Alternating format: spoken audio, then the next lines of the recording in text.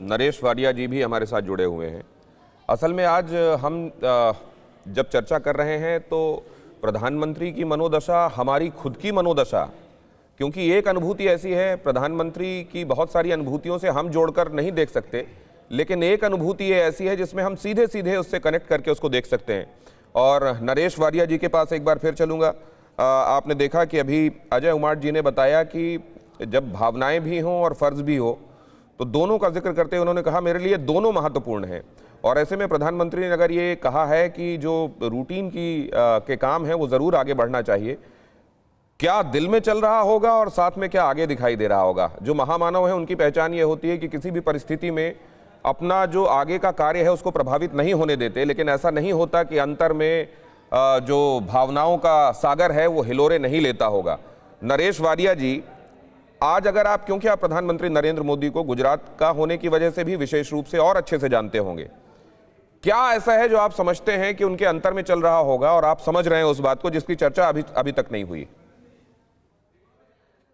पहली बात तो अगर कोई देश के इतने सम्माननीय पद पर बैठा व्यक्ति अपनी माँ का निधन हो जाता है, उसके साथ ही वो आज उन्होंने जो अपने सभी कार्यक्रम जारी रखे, उससे एक मैसेज जाता है कि भाई कुटुंब, कर्म और कर्तव्य, आपको ये बात खूब बहुत ध्यान में रखनी चाहिए।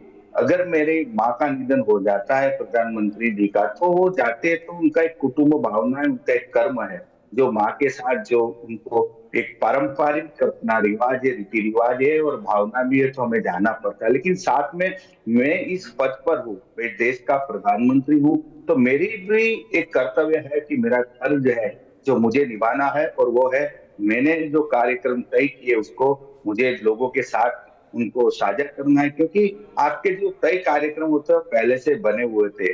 तो एक मैसेज देना है कि भाई आपका सबसे ज्यादा लगाव वाला व्यक्ति जो आपका जीवन दायिनी है, आपको जीवन दिया, आपका संस्कार दिया और आपका एक व्यक्तित्व गढ़ा, उनकी गैरहाजिरी चाहे हो जाए, लेकिन आपको अपना कर्तव्य उनको नहीं छोड़ना है। इसी दौर में मुझे सरदार वल्लभ भाई पटेल भी याद आते हैं, जब वो उनका केस लड़ रहे थे अहमदाबाद में। बिल्कुल, और शायद जाते जाते भी अपने अंतिम क्षणों में वो एक बहुत बड़ी सीख दे गई हीराबा कि काम करना चाहिए बुद्धि से और जो जीवन जीना चाहिए उसे शुद्धि से जीना चाहिए। और यही सीख पूरी दुनिया में सामने आई, पूरे देश में सामने आई और इन्हीं हीराबा के जरिए ही सामने आई। आइए अब माँ बेटे के कुछ प्यार भरे लम्हे जैसे आपको बताना ज़रूरी है। जब हीराबा के 100 साल पूरे हुए तब प्रधानमंत्री मोदी ने एक लेख के जरिए अपनी माँ को याद किया था। आपको दिखाते हैं प्रधानमंत्री मोदी की यादों में उनकी माताजी के संघर्षों की कहानी। मेरी माँ जितनी सामान्य है उतनी ही असाधारण भी, ठीक वैसे ही जैसे हर माँ होती है। आज जब मैं अपनी माँ के बारे में लिख रहा हूं तो पढ़ते हुए आपको यह भी लग सकता है कि अरे मेरी माँ भी तो ऐसी ही हैं, मेरी माँ भी तो ऐसे ही किया करती हैं। ये पढ़ते हुए आपके मन में अपनी माँ की छवि उभरेगी। माँ की तपस्या उसकी संतान को सही इंसान बनाती है। माँ की ममता उसकी संतान को मानवीय संवेदनाओं से भरती है। माँ एक व्यक्ति नहीं है, एक व्यक्तित्व नहीं है, माँ एक स्वरूप है। हमारे यहाँ कहते हैं जैसा भक्त वैसा भगवान। वैसे ही अपने मन के भाव के अनुसार हम माँ के स्वरूप को अनुभव कर सकते हैं। मेरी माँ का जन्म मेहसाणा जिले के बिसनगर में हुआ था। वडनगर से यह बहुत दूर नहीं है। मेरी माँ को अपनी माँ यानी मेरी नानी का प्यार नसीब नहीं हुआ था। एक शताब्दी पहले आई वैश्विक महामारी का प्रभाव तब बहुत वर्षों तक रहा था। उसी महामारी ने मेरी नानी को भी मेरी माँ से छीन लिया था। माँ तब कुछ ही दिनों की रही होंगी। उन्हें मेरी नानी का चेहरा, उनकी गोद कुछ भी याद नहीं है। आप सोचिए, मेरी माँ का बचपन माँ के बिना ही बीता।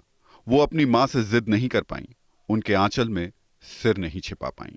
माँ को अक्षर ज्ञान भी नसीब नहीं हुआ। उन्होंने स्कूल का दरवाजा भी नहीं देखा। उन्होंने देखा तो सिर्फ गरीबी और घर में हर तरफ अभाव।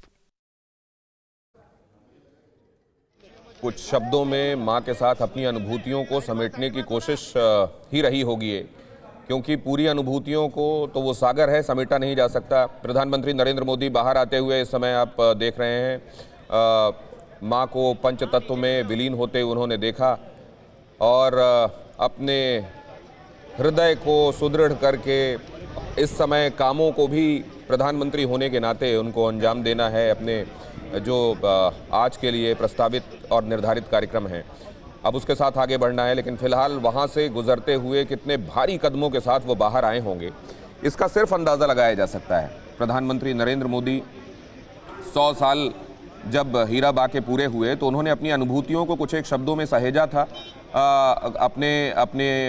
अपनी स्मृतियों को सहेजा था, और वो हमने अभी आपके सामने रखने का काम किया।